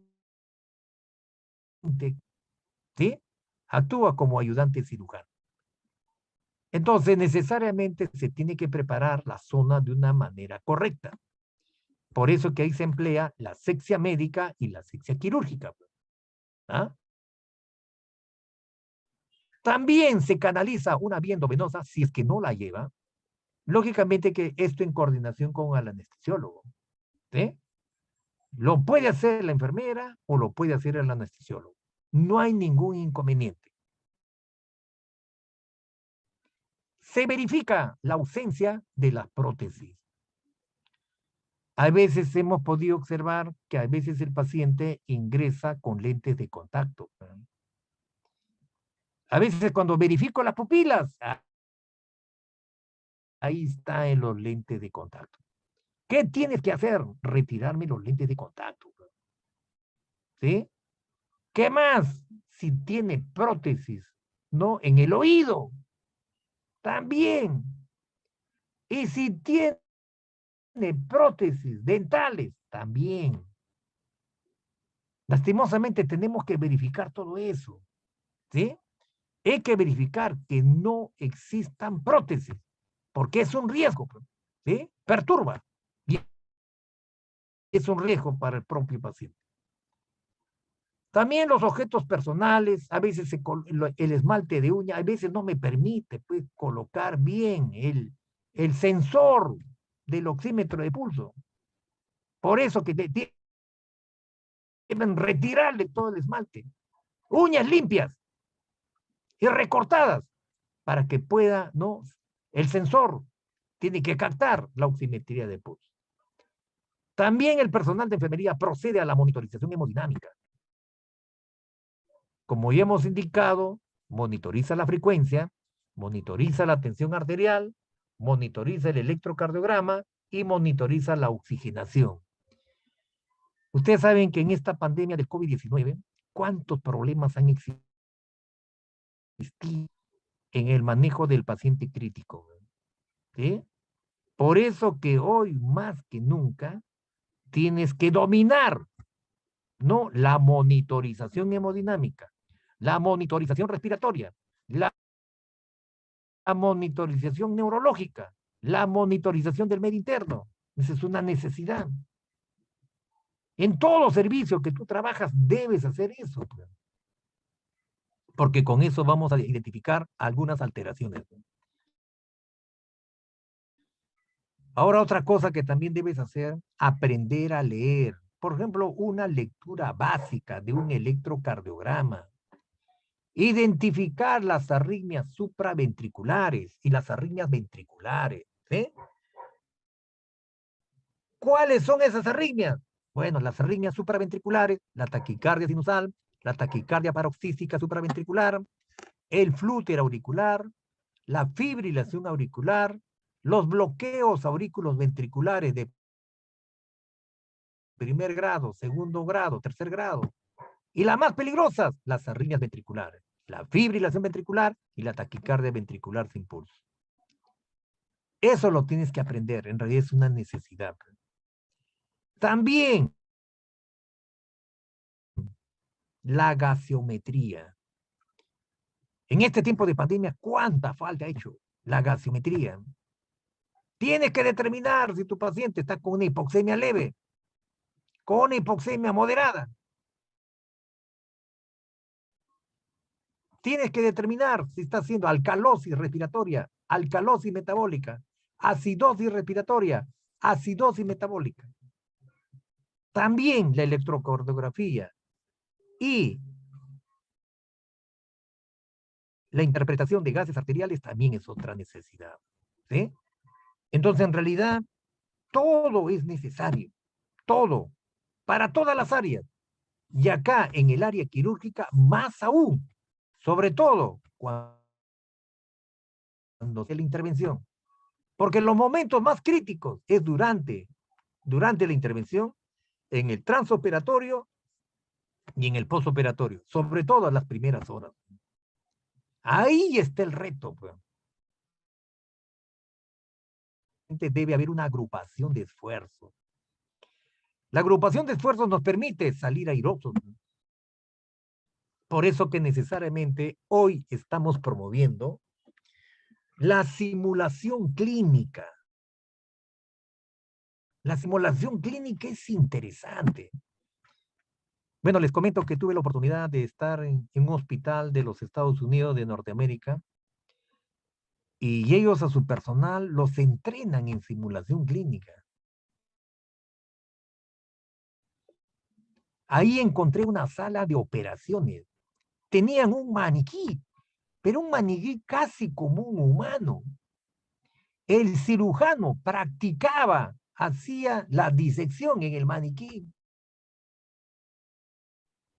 El anestesiólogo inducía la anestesia en el maniquí. La enfermera instrumentaba. Entonces era algo interesante. Yo me ponía a pensar de cómo no podemos tener un centro de... Porque a veces el estudiante de enfermería no ingresa, pues. No lo dejan ingresar a la sala de operaciones. Yo digo, pero a veces en una situación de emergencia, Perú, a veces llega una gestante, ¿no? Llega una gestante donde el bebé está en posición transversa. Ese niño nunca va a salir. Podálica. O el niño es macrosómico, una cabeza grande. Ese no va a salir por el canal de parto. Por eso que al médico general, le enseñan cirugías de emergencia. La cesárea es una cirugía de emergencia, vital. Y la enfermera, el enfermero, tiene que saber instrumentar una cirugía de emergencia. ¿Cuántas mujeres no se han muerto en no poder alumbrar un bebé que estaba en posición transversa? Se han muerto. Entonces es importante que por lo menos cirugías de emergencia. Por ejemplo, cesárea. Por ejemplo, apéndice. Las apendicectomías. Pobre paciente, llega, hace una perforación, se complica, hace una peritonitis y se muere por una sepsis. No llega con una hernia estrangulada, está haciendo necrosis. Entonces, en realidad, tenemos que preparar al personal para que pueda responder a esas necesidades. Entonces, hay muchas cirugías de emergencia. Un embarazo ectópico. Pobre mujer, se rompe ese embarazo ectópico roto, una hemorragia. Se muere la mujer. Entonces, hay cirugías de emergencia que necesariamente tienen que ser resueltas. A veces no llega al hospital. Entonces, a veces en el centro de salud tenemos que resolverlo. Por eso que el profesional médico y el profesional entrenado para resolver esas situaciones. El otro por lo menos le habrán enseñado pues a hacer disección, a abrir por cavidad. Y a la enfermera, dar por lo menos una cirugía básica, convencional. Por lo menos ya para que induzca la anestesia. Pues. Porque en realidad hay situaciones que sí ameritan. Pues. A veces la población confía mucho en el médico, confía mucho en la enfermera, en el enfermero. Me van a salvar, me van a asistir. Confía. Por eso que necesariamente que tenemos que prepararnos bien. ¿Sí? Por eso que en los centros de simulación clínica, ¿no? De las universidades recomendamos eso. Hagan un centro de simulación clínica. En base al perfil epidemiológico, ayuden y mejoren el entrenamiento. ¿Para qué formamos profesionales si no le dan? Para que puedan controlar estas situaciones, donde está en riesgo la vida de la persona. A veces llega un paciente amputado. Tiene que hacer hemostasia, calmar el dolor. Y hay que hacer hemostasia. Ya se hace una disección, se encuentra el vaso roto, se liga, se solucionó el problema. A esas cosas tenemos que orientar. ¿Ah? Muy bien. Entonces, esta inducción, como ya les he hecho mención, lógicamente que se van a administrar fármacos que producen analgesia, hipnosis, relajación neuromuscular. Entonces, para hacer todo este tengo que proteger la vía respiratoria, hay que intubarlo al paciente. La anestesia general, como ya les he manifestado, su principal ventaja es que el anestesista puede tener un mayor control cardiovascular y respiratorio. También el paciente debe estar anestesiado el tiempo que se requiere para poder realizar la operación. ¿Eh? Eso ya lo realizan. La técnica de intubación engloba diferentes procedimientos. En primer lugar, la enfermera o el personal de enfermería debe asegurarse de la posición correcta. Ustedes saben que la posición es de cúbito supino. ¿Sí? Y en esa posición es donde se va a inducir. El anestesista, lógicamente que el profesional del paciente a través de una máscara facial y tengo que administrarle al momento que ventilo, incremento el FIO2 al 100%. Y la señorita enfermera, lógicamente, que administrará los fármacos por vía intravenosa según la pauta del anestesista. ¿Sí? Y el anestesista, ayudado por el personal de enfermería en todo momento, introduce el laringoscopio y seguidamente introduce el tubo y con eso asegura la vía respiratoria. ¿Sí? Todo es un trabajo en equipo, todo. La enfermera también puede colocar el tubo.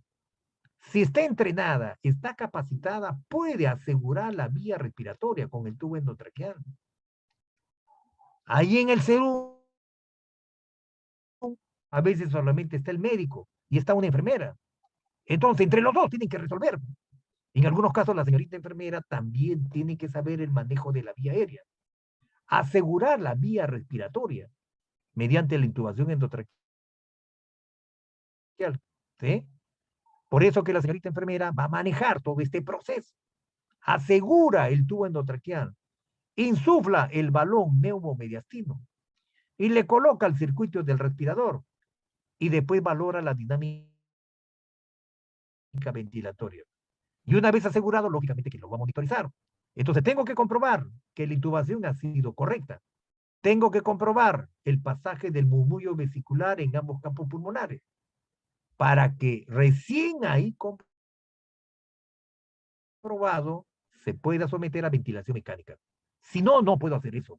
Tengo que asegurar una perfecta colocación del tubo endotraqueal. ¿Sí? Ese es necesario. Y para el mantenimiento de la anestesia, que se induce anestesia general, anestesia regional, anestesia local, lógicamente que se van a administrar fármacos endovenosos o inhalatorios, ¿sí? Hasta que dure la intervención, ¿sí? Muy bien.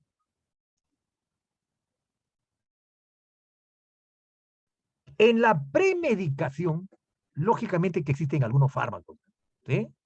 Por ejemplo, en la premedicación puedes utilizar opiáceos, puedes utilizar antieméticos,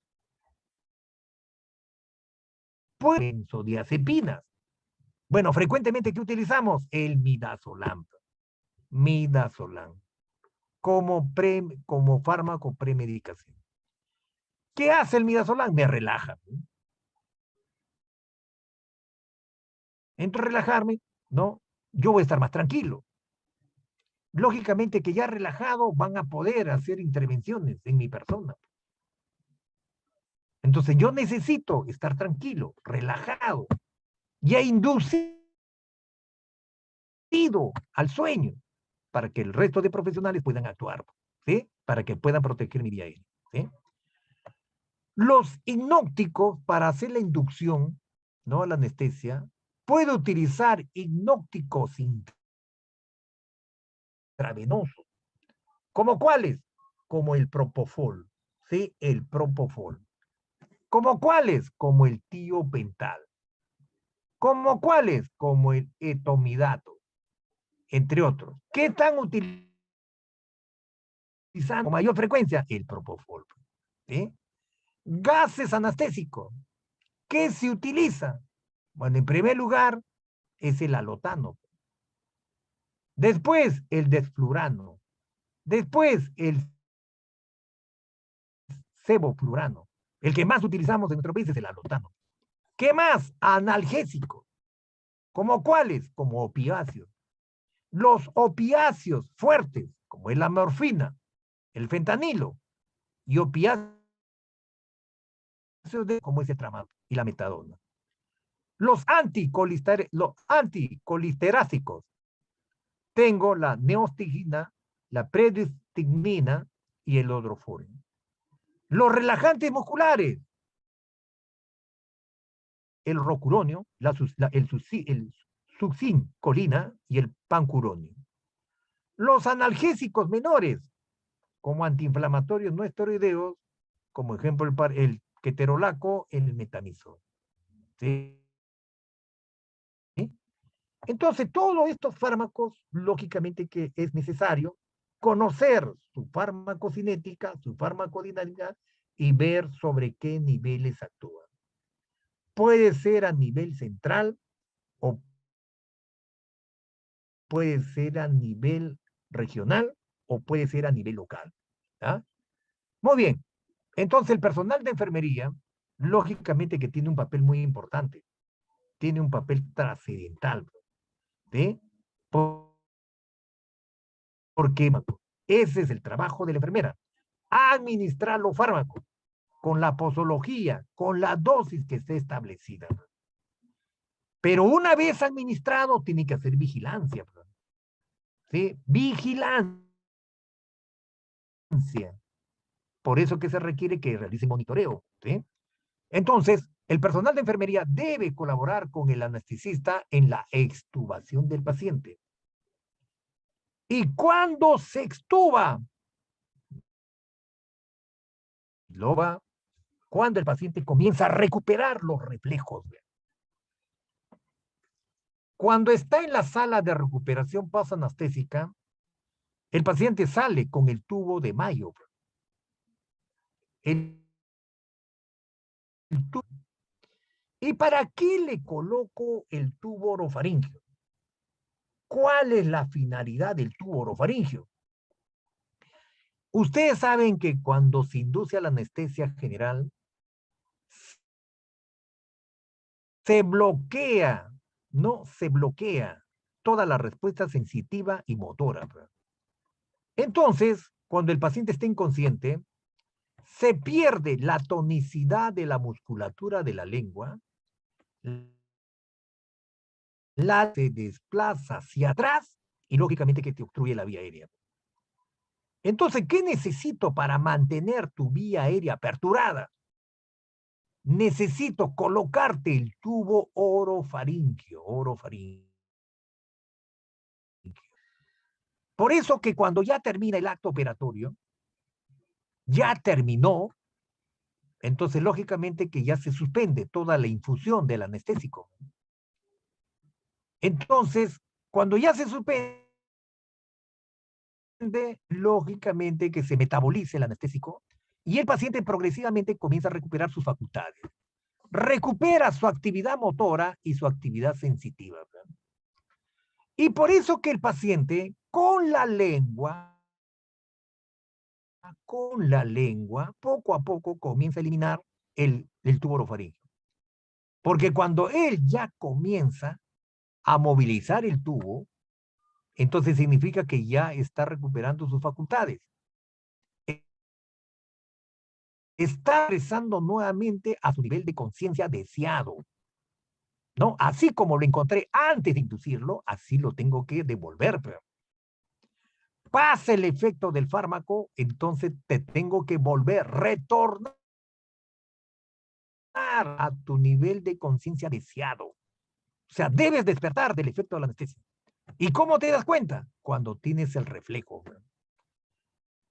Tienes el reflejo de deglución, tienes el reflejo de oxígeno, comienzas a eliminar el tubo, ese tubo lo vas eliminando. Y ahí te das cuenta que ya el paciente está metabolizando. ¿Sí? Entonces, lógicamente que retiras el tubo porque ya observas que el paciente ha recuperado su capacidad ventilatoria. Puede ventilar por sí solo. Por eso que valoras el patrón respiratorio. Valora la frecuencia, el ritmo, la amplitud de la respiración, la simetría del tórax, la intensidad de la respiración y el pasaje de murmullo vesicular. Si todo eso está presente, entonces lógicamente que ya lo puedes extubar al paciente. Porque el paciente ya recuperó su capacidad ventilatoria. Ya no se deja llevar por el ventilador, ya no hay necesidad del tubo endotraqueal, retiras. Después el paciente termina eliminando el tubo orofaríngeo. Ya recuperó su facultad. Entonces ese paciente, una vez que ya pasó, recupera sus funciones vitales están estables, ya ese paciente puede pasar a la sala de hospitalización. ¿Sí? Entonces, una vez que está despierto el paciente, es trasladado a la unidad de recuperación postanestésica o dependiendo a la unidad de cuidados intensivos quirúrgicos, ¿no? Según sea el caso. ¿Y cuál es el objetivo? El objetivo es conseguir una analgesia efectiva y disminuir los riesgos de insuficiencia ventilatoria, ya que el periodo de inmovilización necesariamente recomiendan que sea lo más breve posible. ¿Sí? Por eso que todo este arte de la inducción a la anestesia, porque es un arte, va a depender de cada paciente. Solamente para que se pueda cumplir el propósito de la cirugía. ¿Sí? Después ya te vas a acostumbrar a manejar todos los fármacos. Ya se te hace rutinario. Ya conoces la dosis. Entonces te va a ser más sencillo. ¿Cuáles son las posibles complicaciones que se puedan presentar en una anestesia general? ¿Cuáles son las reacciones Tu paciente puede ser un laringoespasmo. Tu paciente puede ser un broncoespasmo. Por eso que si tú ves que hay laringoespasmo, hay broncoespasmo, como una reacción al medicamento, hay que controlar. Por eso que tú tienes que conocer los fármacos que van a romper el broncoespasmo. Entonces, vas a utilizar medicamentos que actúen sobre receptores. Acuérdate que hay medicamentos que actúan sobre receptores alfa 1 y alfa 2. Alfa 1 es donde se ubican estos receptores alfa 1. Se ubican en la musculatura lisa de las arterias. Entonces, los medicamentos alfa 1 que actúan sobre receptores alfa 1 generan vasoconstricción. Y los medicamentos que actúan sobre los receptores alfa 2, tú en tus arterias tienes receptores alfa 1 y receptores alfa 2, en las arterias, en la musculatura lisa. Por eso que tú puedes utilizar medicamentos que ayuden a hacer vasoconstricción, por ejemplo, la noradrenalina. Y tú puedes utilizar medicamentos que actúen sobre receptores alfa 2, que generan vasodilatación, por ejemplo, el nitroprusiato de sodio. Y medicamentos que actúen sobre receptores beta 1. ¿Cuáles son esos medicamentos que actúan sobre los receptores beta 1? Son los que terminan la contractibilidad del músculo cardíaco. Ejemplo, la dobutamina. Y los que generan, los que intervienen sobre los receptores beta 2, son los que van a generar broncodilatación. Broncodilatación. Entonces, ¿qué necesito? Necesito que se broncodilate. Medicamentos derivados de la adrenalina. Entonces, cuando hace un broncoespasmo, tú pasas adrenalina. Puedes administrar de noradrenalina, glucósidos, el solucortec, el solumedrol, la metilprednisolona. Pero tienes que romper el espasmo. ¿Sí? ¿Cuál es la otra complicación? Bueno, la otra complicación es la aspiración. Para que no se te aspire, tienes que aspirar al paciente las secreciones. Tu paciente puede vomitar. Tu paciente se puede aspirar. Lo lateralizas de cúbito lateral izquierdo para que no se aspire. ¿Sí? Y aspira las secreciones. Y también cuando aspires no generes exceso de estímulo vagal. También neumotora. Cuando de la presión intrapulmonar. Por eso que también tienes que saber ventilar. No va a estar aplicando pues una hiperventilación. A veces comienzan a hiperventilar.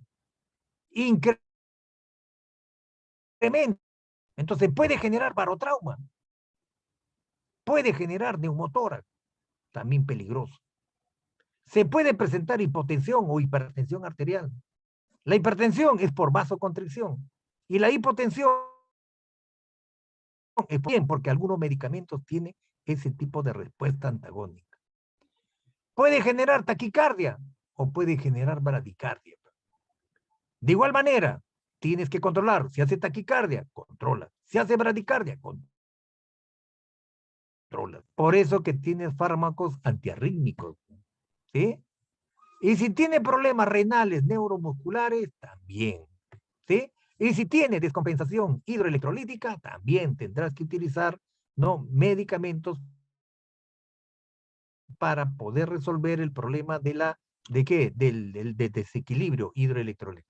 ¿Le falta sodio? Dale sodio. ¿Le falta potasio? Dale potasio. ¿Sí? Y las neurológicas, lógicamente que tienes que manejarlo dependiendo del nivel de conciencia. ¿Qué tiene tu paciente? ¿Está en estado? ¿Qué tiene tu paciente? ¿Por qué está? Está con una hipoxemia. Está haciendo hipoperfusión tisular. ¿Qué está haciendo? Y si tiene hipotermia, bueno, ha estado inducido mucho tiempo. La prolongación la prolongación, bueno, colócale manta térmica. Pues. La manta térmica también te va a ayudar pues, en caso de que haya hipotermia. Y si hay dolor, lógicamente que tienes que controlar el dolor. Si hay náuseas, hay vómitos, también tienes que controlar. Muy bien, estimados participantes. He tratado de hacer un resumen de este aspecto importante, ¿no? Porque considero que ustedes son necesarios, ustedes son indispensables para todo este tipo de labores que se realizan en los ambientes intrahospitalarios, ¿sí? Por eso que tienes que tener confianza y seguridad en lo que tú haces. Y cada día debes tratar de aprender algo nuevo. Y por eso que te felicito por lo que participas en este ciclo de capacitación. Por lo menos se te orienta, ¿no? Cómo debes generar las diferentes intervenciones. ¿Sí? Acuérdate que nuestra responsabilidad es la conservación de la vida y la salud de las personas. Muy bien, pasamos a la rueda de preguntas. Pasamos a la rueda de preguntas. Pueden preguntar, por favor, todos los que le genere interés.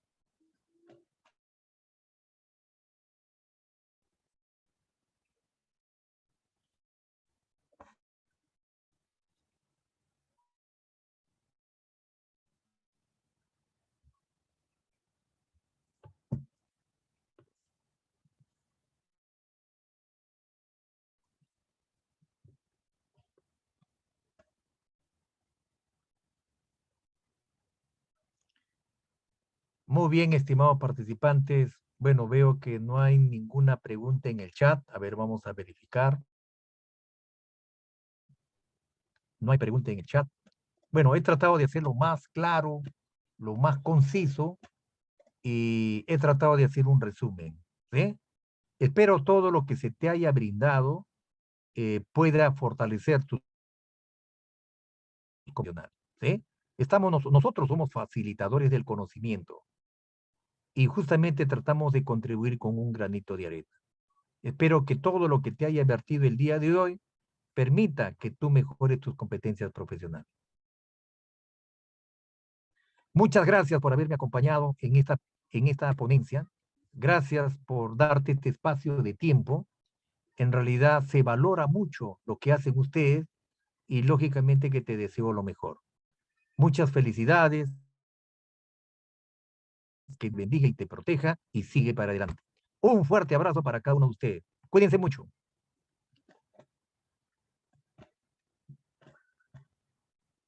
Muchas gracias, licenciado José Luis Miranda. Muchas gracias a los participantes. Le vamos a hacer recordar que el día martes le vamos a hacer llegar la clase grabada, el certificado virtual y también lo que han cancelado para el envío.